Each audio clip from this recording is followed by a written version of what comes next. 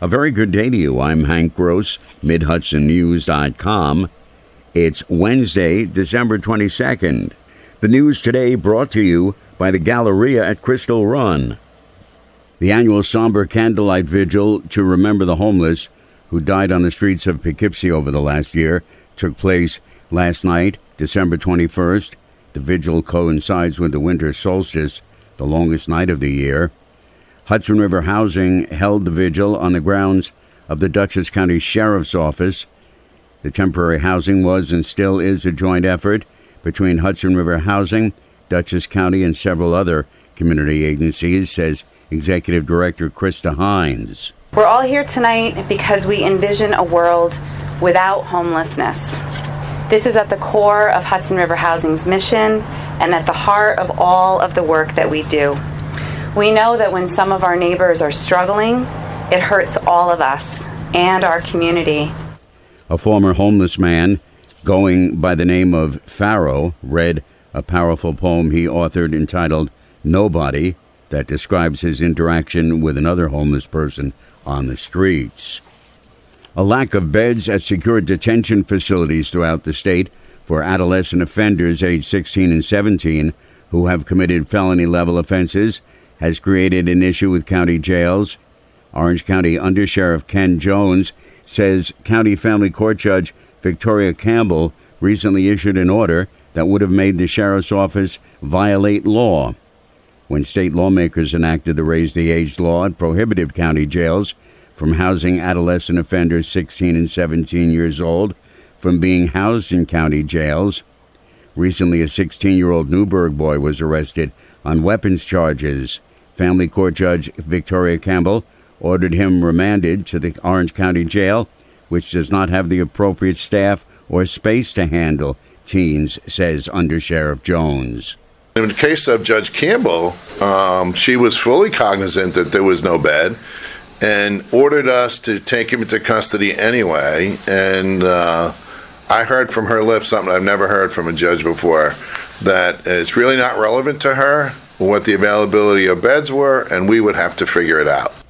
As a result of the shortage of secure facilities for teens, the sheriff's office has told local police departments they will no longer pick up any adolescent offenders remanded by the court unless a bed is pre-cleared as available. More news in just a moment. Find over 100 retailers allowing you to spend hours shopping safely at the Galleria at Crystal Run. Enjoy the big brands and the diverse selection of family-owned stores all in one location.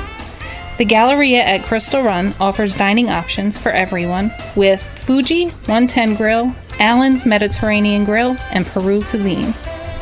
Discover the Mid-Hudson Valley's premier shopping, dining, and entertainment destination, the Galleria at Crystal Run. For more information, follow us on Instagram, Facebook, or visit GalleriaCrystalRun.com.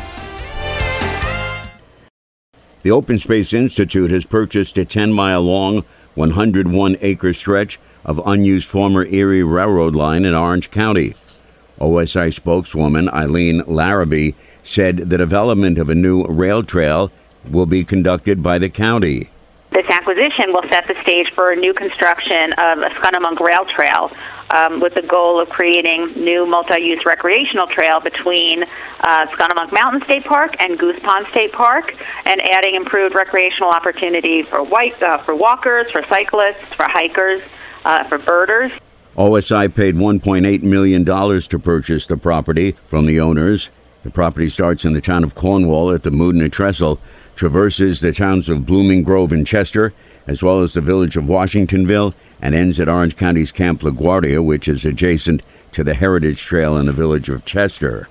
A brawl that broke out immediately following a boys' basketball game between Newburgh Free Academy and their opponents in Brooklyn last Saturday is believed to have been initiated by players from the other team. Newburgh administrators said that determination followed review of video recordings of the fight.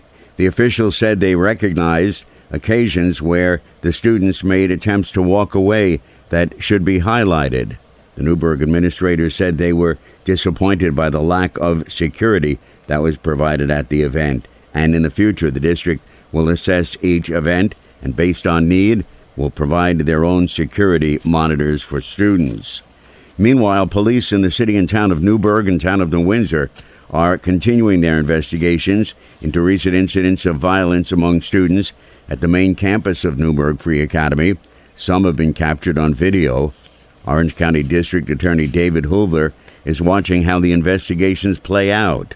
We're working with the police department on those issues as well, and they're working with the school district. And if and when they develop enough probable cause to make an arrest in those cases, we will do what we can to prosecute them. But again, if the offenders are juveniles or adolescent offenders, essentially 15, 16, 17-year-old kids, the majority of those cases are going to family court, so there will be little, if any, ramifications for their conduct.